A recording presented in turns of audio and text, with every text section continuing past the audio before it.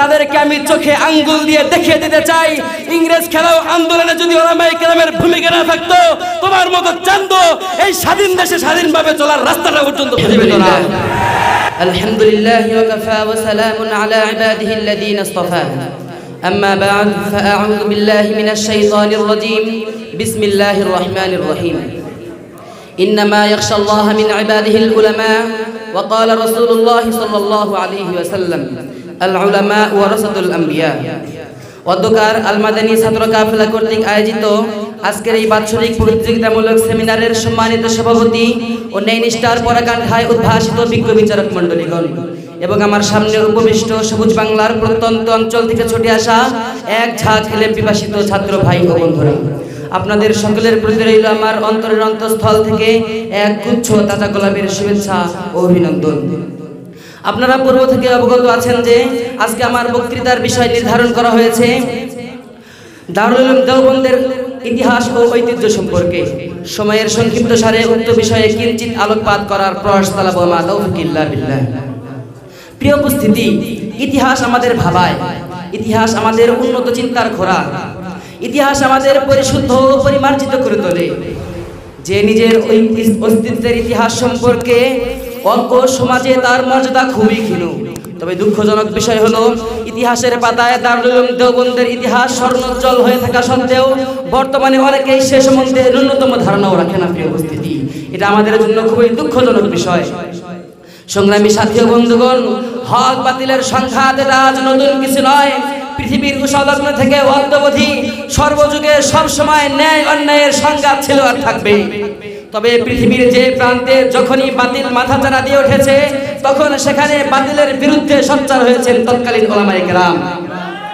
এই ইতিহাস ভুলে গেলে চলবে না। প্রিয় উপস্থিতি, উপমহাদেশে বাতিল যখন ইংরেজদের রূপ ধারণ করে, হক তখন ওলামায়ে কেরামের রূপ ধারণ করে ইংরেজদেরকে কঠিন হস্ত দমন করেছিল। মুহতারাম হাজিরিন, আজ দুঃখের সাথে বলতে হয়, মুসলমানদের শাসনামলে গোটা ভারতবর্ষে 12 লক্ষ মাদ্রাসা ছিল। মাদ্রাসার মালিকানাধীন ওয়াকফিয়া সম্পত্তির আয় দ্বারা মাদ্রাসার যাবতীয় ব্যয় নির্বাহ করা হতো। সে সময়ে গোটা ভারতবর্ষে প্রায় 10 কোটি মুসলমান ছিল। এই 12 লক্ষ মাদ্রাসা ও 10 কোটি মুসলমানদের দেশে বাণিজ্যের বেশে প্রবেশ করে ইংরেজ নামক লাল কুকুরেরা। তারা ছলে বলে কলে কৌশলে মুসলমানদের থেকে ভারতবর্ষের শাসন ক্ষমতা ছিনিয়ে নেয় এবং সকল মাদ্রাসাগুলোর ওয়াকফকৃত সম্পত্তি বাজেয়াপ্ত করে নেয়। ফলে সঙ্গতভাবেই সকল মাদ্রাসাগুলো অর্থনৈতিক দীনতার কারণে বন্ধ হয়ে যায়। প্রিয় উপস্থিতি, এখানেই শেষ নয়। তারা গোটা ভারতবর্ষের শাসন ক্ষমতা ছিনিয়ে নেওয়ার পর মুসলমানদের উপর নানাভাবে জুলুম, নির্যাতন, অত্যাচার, নিপীড়ন শুরু করতে থাকে। ফলে উপমহাদেশের ওলামায়ে কেরাম নিজেদের জীবনকে বাজি রেখে ইংরেজদের বিরুদ্ধে ঝাঁপিয়ে পড়েন।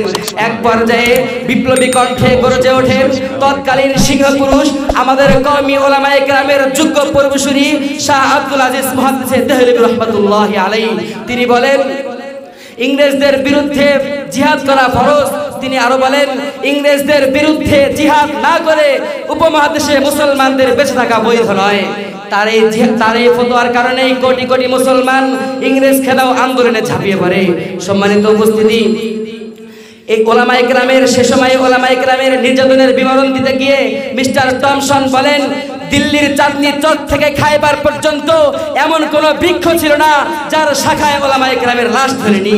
সম্মানিত উপস্থিতি, এই বিশাল ভূমিকা আপনাদের সামনে নিয়ে আসার আমার একটি মাত্র উদ্দেশ্য, আর সেটা হলো আজকে নাকি অনেকেই এই বাংলার জমিন থেকে বলাবলি করে যোগ্য স্থানে, প্রয়োজনীয় স্থানে কওমি ওলামা তলাবা ভূমিকা রাখার যোগ্যতা রাখে না। যারা আমাদেরকে এই সব কথাবার্তা বলে হেনস্থ করতে চায়, তাদেরকে আমি চোখে আঙ্গুল দিয়ে দেখিয়ে দিতে চাই, ইংরেজ খেলাও আন্দোলনে যদি ওলামায়ে কেরামের ভূমিকা না থাকতো, তোমার মতো চান্দ এই স্বাধীন দেশে স্বাধীনভাবে চলার রাস্তাটা পর্যন্ত খুঁজে পেত না।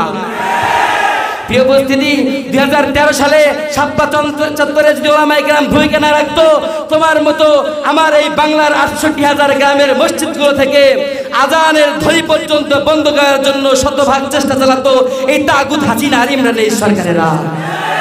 পরিশেষে আমি বলতে চাই, এই কওমি মাদ্রাসাগুলোকে যারা ধ্বংস করতে পায়তারা চালায়, ইসলামকে নিয়ে যারা পায়তারা চালায়, তাদের বিরুদ্ধে আমাদের কঠিন পদক্ষেপ নিতে হবে। তাদেরকে বুঝিয়ে দিতে হবে আমরা হলাম সেই জাতি যাদের ধমনীতে বইছে খালিদি খুন, যাদের শ্বাস প্রশ্বাসে বইছে আইয়ুবী হুঙ্কার, যাদের শ্বাস প্রশ্বাসে বইছে আইয়ুবী হুঙ্কার। তাই আমাদের সিংহের ন্যায় গর্জে উঠতে হবে, বজ্রকণ্ঠে ঝাঁপিয়ে পড়তে হবে ওই সকল দেশদ্রোহী খোদাদ্রোহীদের উপর। তবেই সার্থক হবে আমাদের আজকের এই সেমিনার।